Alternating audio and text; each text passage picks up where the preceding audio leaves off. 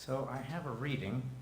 It's from Daniel Abraham, who's an author and also a writer of comic books. Definitely objective truth is found in comic books, as you know. So objective truth is difficult to come by. And even if you have it, what you can pass on to the next person is the story that you tell about it. In order for truth to be recognized as true, it has to be wrapped in plausibility, just the same as lies. So, let us jump into today's topic, objective truth. And as the song and as the story for all ages demonstrated, it's easy to twist the truth and make it something other than the truth. So here we find ourselves in the 21st century, where you would think getting correct information should be a no-brainer and very simple. Yet, we are mired in conspiracies, half-truths, and outright lies. Just examples, the coronavirus was started by the Chinese intentionally. The coronavirus was started by eating a pangolin, or a bat, or in the wet market, or in the laboratory, accidentally released, purposely released. The vaccine has chips in it that Bill Gates has devised. And Bill Gates was involved in the lab in China as well, so he gets around. The war in Ukraine was started by the Ukrainian Nazis. Abortion rights, lots of mistruths and half-truths about abortion rights. Voting rights, the same thing. Let's make voting not accessible for everyone. That's the democratic way. And CRT, it's taught in every school apparently. We didn't know it, but it's taught in every school. So these are just a few of the things that are not objectively true. So another one, who's the legitimate president of this country? Well, there's some people who do not think it's Joe Biden. So there are too many to name. So why is objective truth so hard to uncover? And what is objective truth? If you watch TV news and social media, they've muddled and muddied the truth rather than making it easier to obtain. And it's tearing our country apart. The very fabric of democracy is at stake, and it can only be healed by each of you, one person at a time, committing yourself to telling the truth and finding the truth. The truth is out there, as the X-Files would say. So spoiler alert, what's keeping us from learning objective truth? It's our own biases. So let us dive in. First, what is objective truth? It's a truth or a fact that no matter who says it and where it's said, it's always true. The sun rises in the east, sets in the west. That's a simple one. It's true in China, it's true in Africa, it's true in South America, North America, anywhere, everywhere, no matter who says it. It's true. Let's see what else. Biden is the president. He's the 46th president. Russia invaded Ukraine. That's objective truth. No matter what the Russian media says, everyone saw that. So that was clear. So what you know versus how you think, there's a wiring in our thinking that often keeps us from discovering objective truth. So the key is inquiry, to inquire, to ask questions. Sometimes you don't know what questions to ask. The key is to keep asking questions until objective truth is found. Be unsatisfied until objective truth is found. So we hear the term theory and hypotheses bantied about as if they're both the same. Well, they're not. A theory is a repeating pattern that can make predictions from the theory itself, ultimately making a prediction about something that hasn't even happened yet. That's a theory, and it always holds up. Evolution is a theory. Quantum physics is a theory. Relativity is a theory.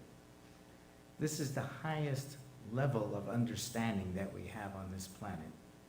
It explains what's happened in the past, what's happening now, and what will happen in the future. The predictability of a theory is extremely important. When I was a geologist, we had a saying, the present is the key to the past.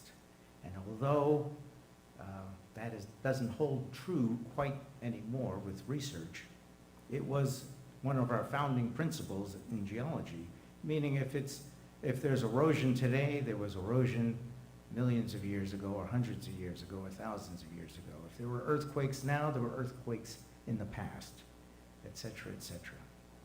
So, an idea that's untested, well, that's an hypothesis, and people seem to have hypotheses coming out of their behinds, don't they? Everybody has an hypothesis without realizing that most of them hold no water. So, scientific method, and I have to thank, before I continue, Bill Nye, the science guy, and Neil deGrasse Tyson. Most of this is taken from a master classes that they taught that I watched online. So thank you, Bill and Neil, for this. So in the scientific method, you have to do whatever it takes and not fool yourself into thinking that what is not true is true, and what is true is not true. And often, if you go to nature, you'll always see objective truth in nature. Nature seldom lies, if at all. So leave your bias at the door. And here's a wonderful example that was given. And it's an astrological example. So nature as in nature in space. So in 1781, the astronomer Herschel discovered Uranus. And lo and behold, it was not following Newton's law of gravity. And so, of course, scientists were perplexed. They thought, well, does Newton's law not work anymore? Do we need a new law of gravity? Is deep space a place where the laws of gravity no longer hold because it wasn't following the ellipse of all the other planets that were so nicely following Newton's law? And it took 65 years for astronomers Couch Adams and Leverrier to discover Neptune. And it was like, no wonder now we have the answer. A giant planet is tugging on Uranus, so that's why. And then when they plugged in the arithmetic, Uranus was following Newton's laws of gravity, and everyone was happy. But they just said, wait a minute, what about Mercury? Mercury's not following Newton's laws. What's going on? There must be another planet between the sun and Mercury.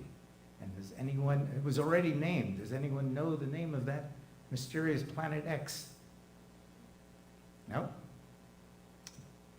All right, we don't have nerds in here. Vulcan was the name of the planet that wasn't discovered. And when they couldn't find Vulcan, they thought, well, it's on the other side of the sun. We never see it because it's hidden by the sun. And this went on for years until this mensch came along named Albert Einstein and his theory of relativity. And when something is close to a huge body, the gravitational pull is much greater than in space, in deep space, where the gravitational pull is weak. And thus, the theory of relativity gave us the answer for Mercury's orbit. But everything still wasn't where it should be, because lo and behold, Neptune's orbit wasn't following Newton's laws. So you can see how bias plays in this, how you expect something to work, you're locked in a box, and lo and behold, it's not working. So, of course, the first thought was, there's got to be another planet out there beyond Neptune. Has to be. And that's why Neptune isn't following the laws of Neptune, the laws of Newton. So they looked and looked, and Pluto was discovered. And everybody danced for joy and were happy, and objective truth has been found, Pluto. But as our telescopes got better and better, Pluto became smaller and smaller and smaller until there was a realization there's no way Pluto could be pulling on Neptune. No way. So what's going on? Well, again, it took quite some time. 1993, Miles Standish, yes, Miles Standish from the Puritans, he was an astronomer, said, wait a minute, let's think outside the box. We know Pluto can't possibly be affecting this giant gaseous planet Neptune. So what is pulling on Neptune? We haven't found any planets out there. Maybe we should go back to 1846 and the arithmetic that was used. And so there were 3 stations that had described the orbit of Neptune. And so he went to each of those stations, and lo and behold, one of them, the math was wrong. And when you eliminated that one station, Neptune followed Newton's laws of gravity. So the answer is be a skeptic. Ask questions. Don't be lazy. Now, here's one for our group. Another example.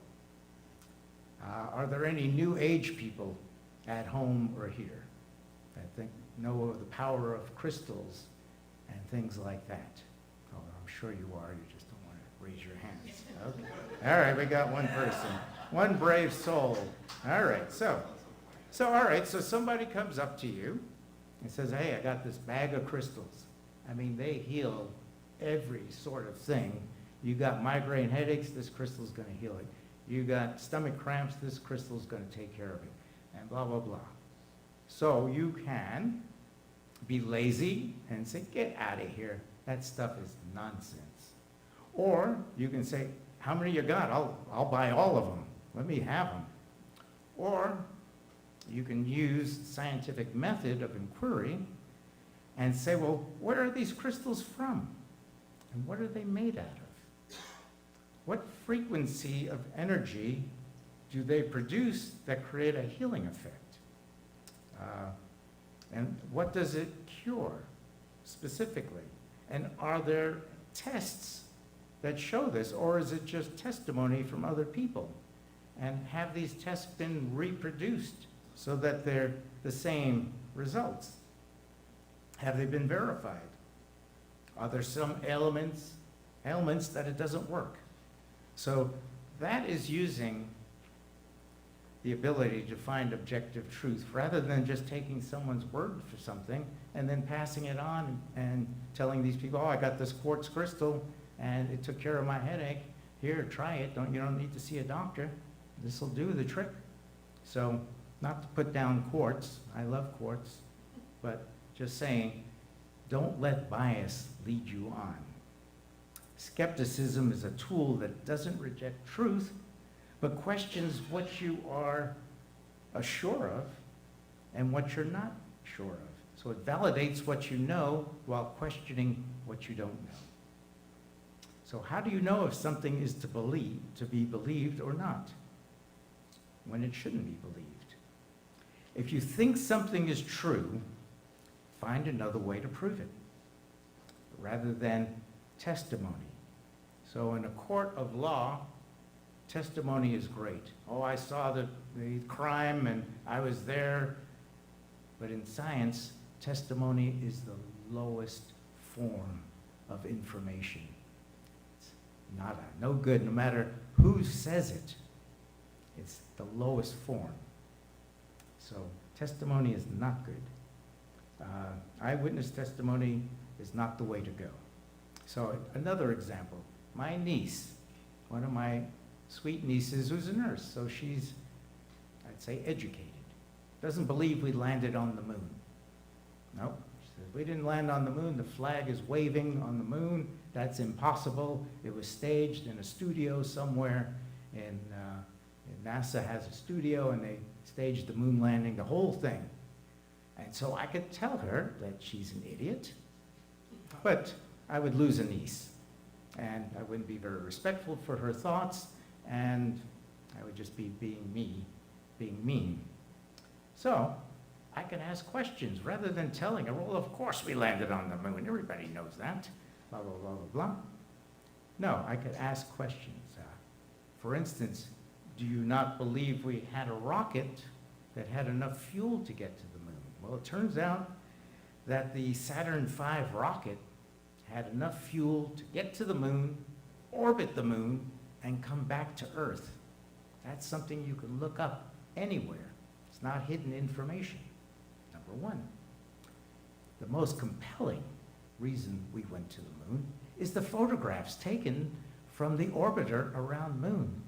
There are no telescopes or cameras on Earth, even today, that could take the clear, crystal clear, up-close photos of the moon that were demonstrated. So, again, those are two very compelling things without being didactic and telling my niece that she's a nut. And she still has the opportunity to say, I still don't think we went to the moon. Oh, and the flag, waving of the flag. Well, there was a pole that the flag was on, and they couldn't extend the pole completely. It got stuck. So when they stuck it in the moon, the flag had a permanent wrinkle in it. That's why it looks like it's waving, but it's not waving at all. All right, so objective truth must not come from authority figures or a person in power. A position of authority, a person in power, can make you believe anything, and that is not good for a society at all. And so we have this desire to feel special. It's innate. It's part of our wiring. It's a very strong sense that we're special. We find money, we're special. He didn't find money, I found money. But no one asks, what about that $20 bill you missed while you were walking there? You found $1, but the person behind you found a $20 bill. They must be more special than you are. So we never think to ask those questions. We just think in terms of ourselves and our ego that we're special, we're blessed somehow. And again, that's part of our wiring. The human brain is not wired to think in terms of probability and statistics. So we get fooled very easily into something that's not true. If you had 1,000 people and you tossed a coin and said, whoever tossed heads, keep standing. If you toss tails, sit down. So 500 people would sit down. You repeat that experiment. You have 250 people standing. You have 125, et cetera, until after the 10th toss, you have one person standing. And that one person thinks, man, I woke up feeling lucky. I knew this was my lucky day. And of course, no one asked the other 999 people how they felt in the morning, if they felt lucky. And if you would repeat this experiment 10 minutes later, someone else will be standing there having tossed heads 10 times in a row. So it's very easy to be tricked. So it's called the cosmic perspective. You are special not because you are different than anyone else. You're special because you're the same as everyone else. It's a cosmic perspective that's hard to wrap your head around. And it's our ego that keeps us from understanding that. And I saw this movie with Karen called The Duke. It's a recent movie starring Jim Broadbent and Helen Mirren. Brilliant movie about a true story about a man who stole a Goya painting called The Duke. It was the Duke of Duke of Windsor, I think, but anyway, it was a Duke. Duke of Westminster, no? Anyway, doesn't matter.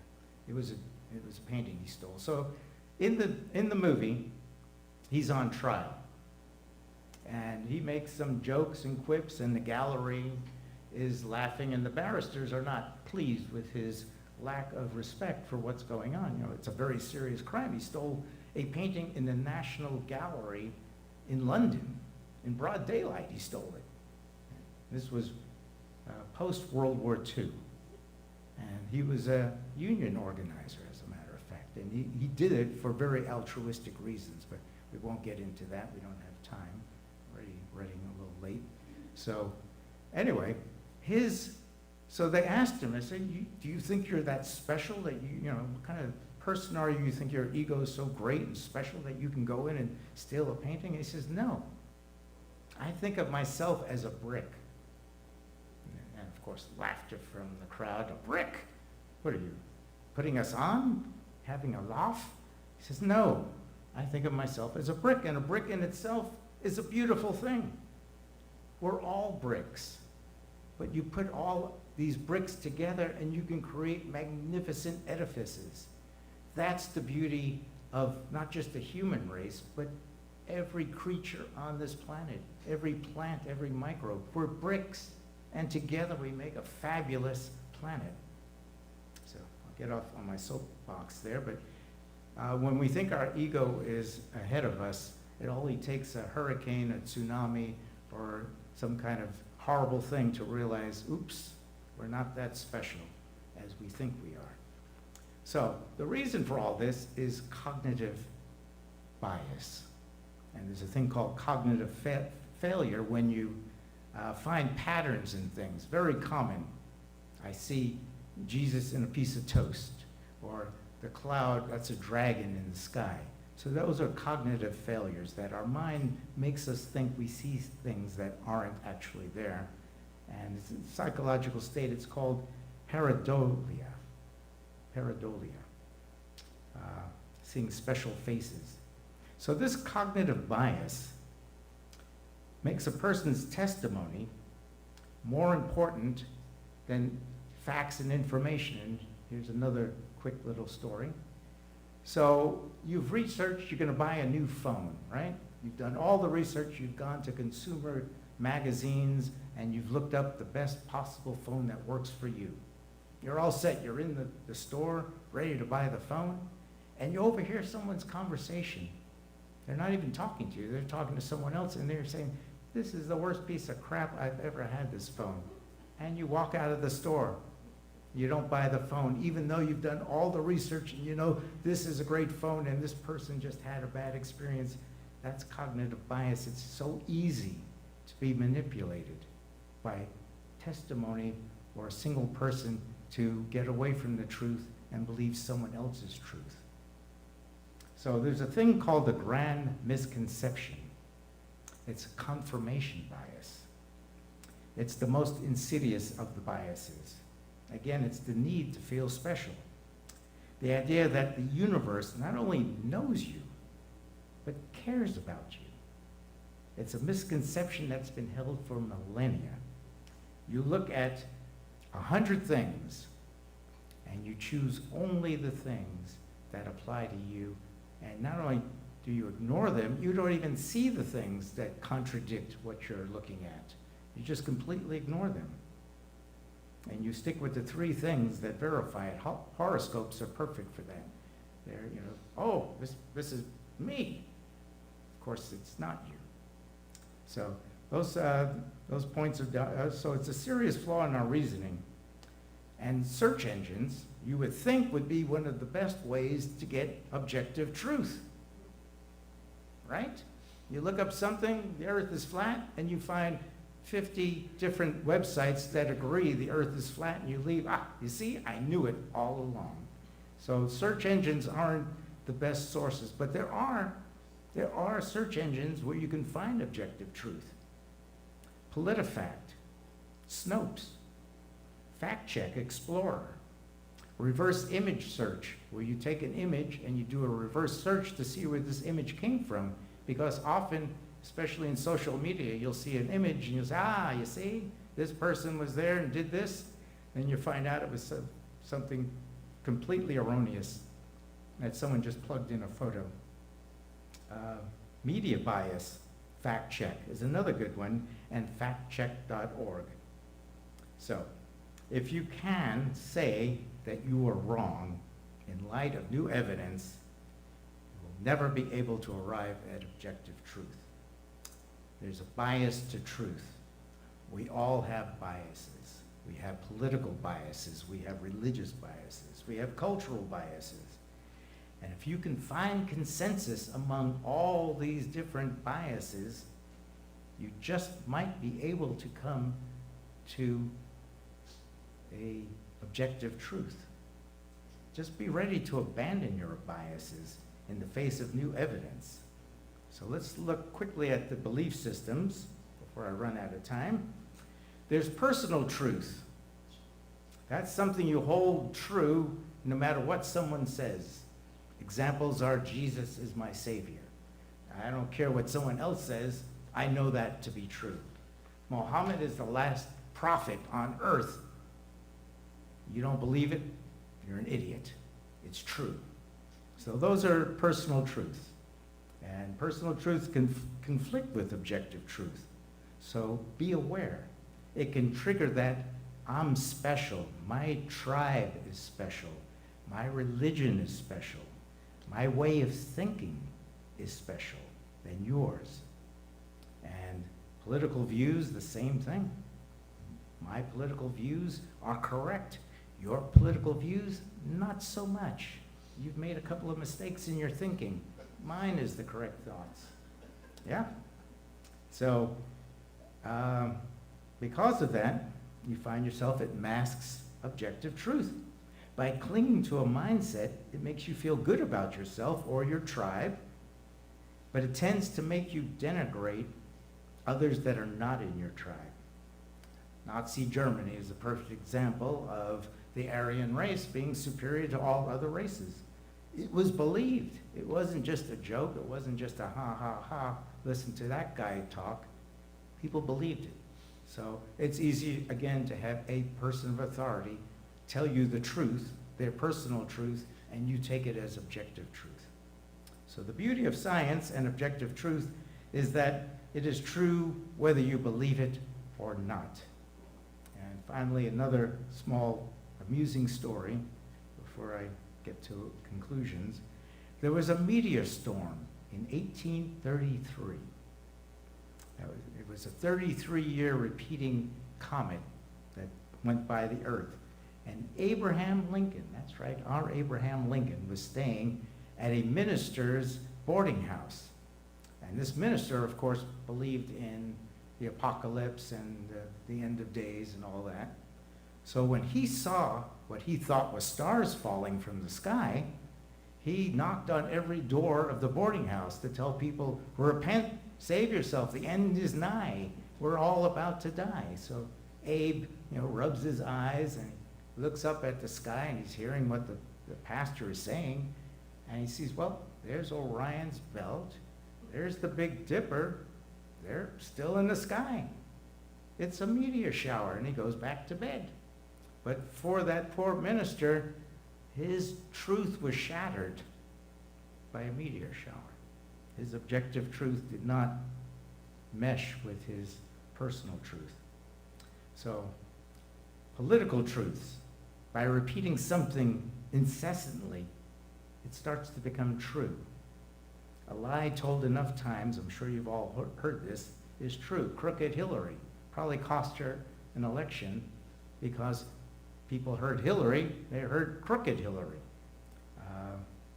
And the Dems are pedophiles. People believe that. I got a couple of babies in my refrigerator right now. but that's between you and me. So if you hear something repeated over and over again, it's a device mechanism to control people, and that's how cults get their recruits. And so it just depends on what's being said. Some political truths are objective truths. Again, Joe Biden's the 46th president. It doesn't matter what you say and what you think, that is the truth. That is the objective truth in everywhere. So it's just, in other cases, it's just mudslinging. So a great way to control people is without fact-checking, and it does not lead to objective truth. So finally, in conclusion, if you're going to try to communicate objective truth, know who you're speaking to. I'm in a crowd that's not going to be throwing tomatoes at me. Fortunately, I don't like tomatoes raw. Know your demographics, know your attention span. Some of you already passed out and asleep, I realize. So that happens. Went a little long today. And use humor if you can. So know the topic that you're speaking about, research it, so that if someone asks you, like the moon question, well, why is the flag waving? Well, it's because the pole wasn't extended fully. So know your story and use humor to convey it, and ask more questions than telling people they're wrong. Always ask questions. Inquiry, again, is key. And be curious. It leads to inspire curiosity for others and leads others to objective truth. Thank you. Namaste.